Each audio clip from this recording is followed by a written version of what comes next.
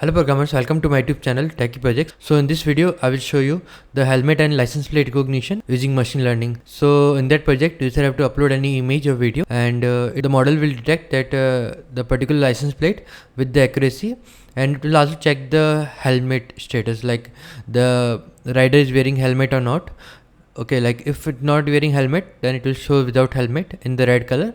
Or if it wearing helmet, then it will show in the green color with helmet, and it will also show the accuracy, and we also recognize the vehicle like that. And the same it works on the video and the real-time detection. In the image, user have to upload any image, and the model will detect and then recognize it the rider is wearing helmet or not, and it will also check the status. Yeah, this type of project we are developing related to computer science domain in Python, machine learning, deep learning, AI, neural network, Android and Java. If you're searching any type of project, then you can contact us. I will provide the contact link in description.